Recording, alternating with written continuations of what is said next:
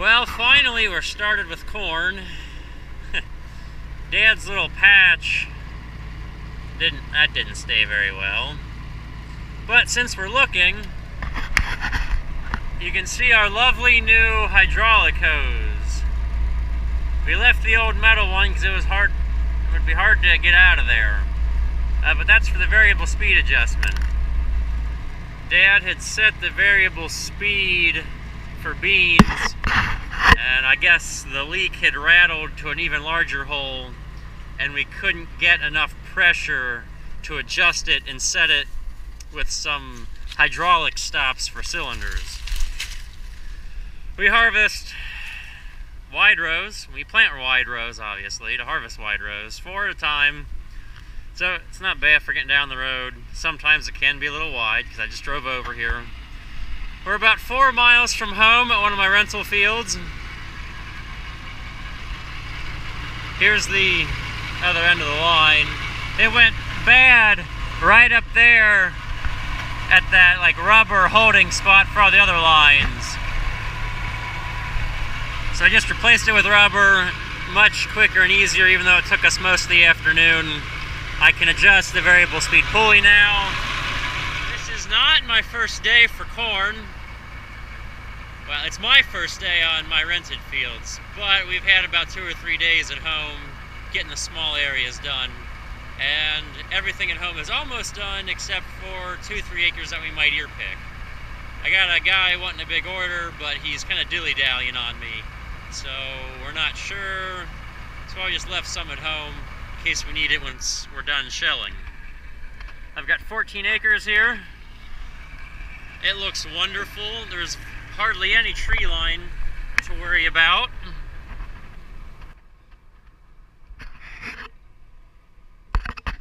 And since Mom and Dad are having date night tonight, I get to have a little bit of time combining myself. I don't know if it's always fun. I like corn much better than beans, though.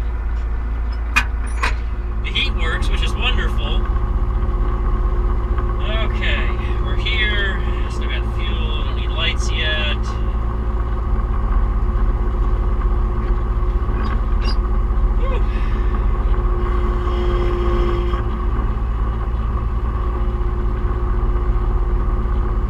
It's not corn harvest unless it's frozen.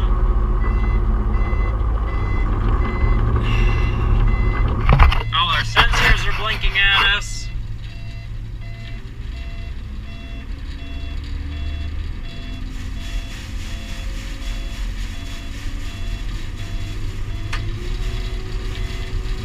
Except for the stone trap. The sensor's broken, we tried to fix it. Just a little bit of corn in the system. Little bits.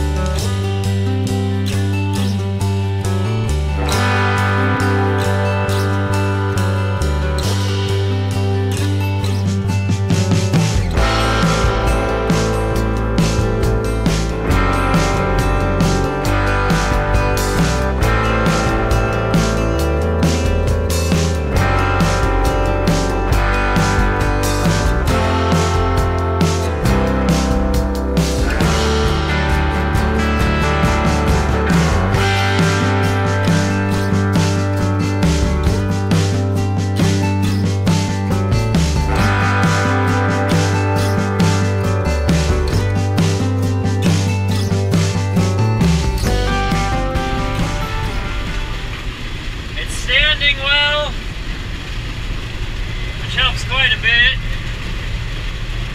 Make good time over the ground. Don't have to adjust head height and set it and go. That number 2 row there is backing up on me a bit. But I think I have the variable speed slowed down to its minimum.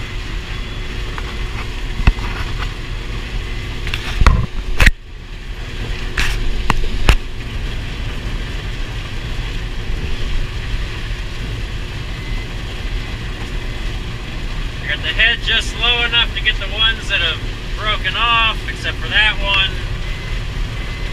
But if you guys want to see what's going on, I guess we'll sacrifice a couple ears. Now this is like so much faster than ear picking. I like to ear pick a lot, but holy cow, I'm leaving myself in the dust.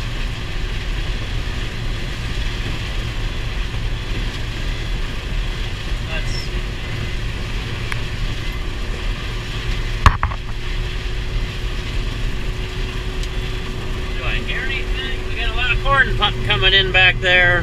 Woo! Gotta make sure I'm not overloading the clean grain elevator.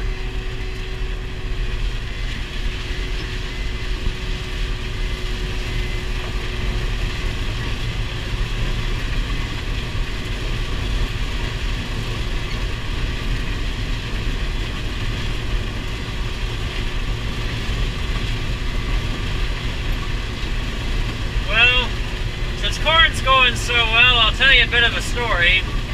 It's actually a very short story. Last Friday I went to an auction. Went there to buy a disc. Well, I came home with a bit of a different surprise. It matches our equipment, put it that way. Size and condition. Looks pretty good. Might not get too close to it, then you might find some flaws. But it seemed like a usable piece of equipment. And something I will be glad to have in the spring. What other clues should I give? It costs money, obviously. I thought it was a steal of a deal, that's why I brought it home. And beyond that, what else won't give it away? Well, you can probably guess the brand. We're either red or blue, or whatever, like New Holland, I guess, is kind of yellow-ish. So that narrows it down, that it's not green.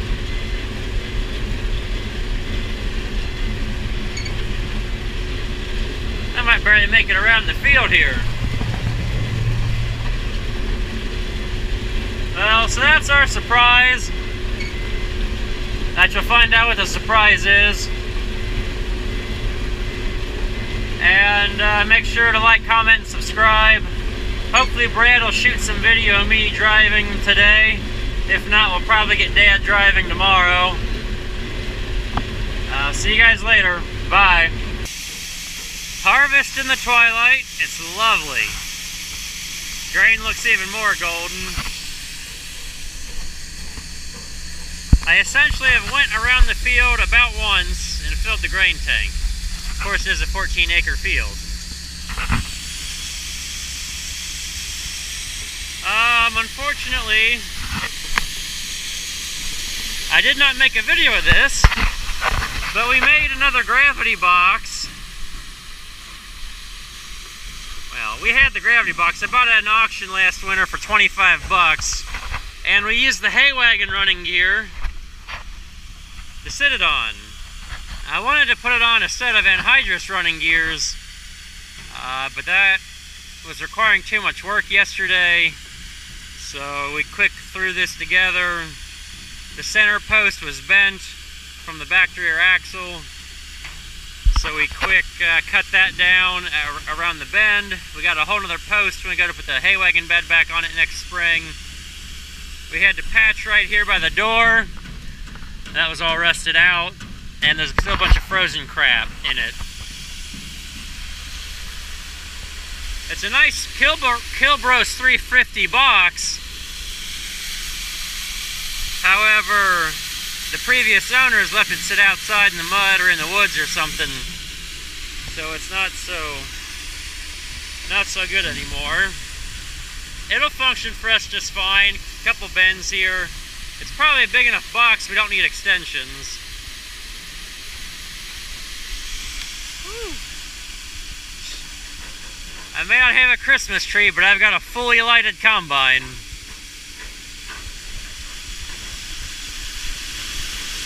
Corn moisture this year has been running about 16.5. We've also waited pretty late to get going on it because I didn't want to have to pay to dry it.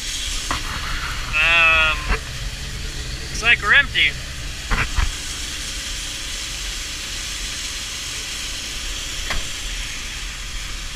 Whew. Time to go back in, auger.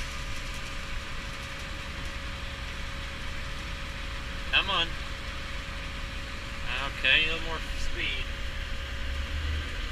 Having the heater running here really messes up my sense of noise perception for how fast the engine's running. Still a little bit of room in that box, but if I haven't even covered an acre yet, holy cow. Kind of see the mirror. Combine shook, auger is in. Little bit Brad to do, and we'll be on our way. It'll be a pretty decent night, so we'll probably leave the combine and these wagons sit over here full and come back with our surprise, and we'll get them in the morning.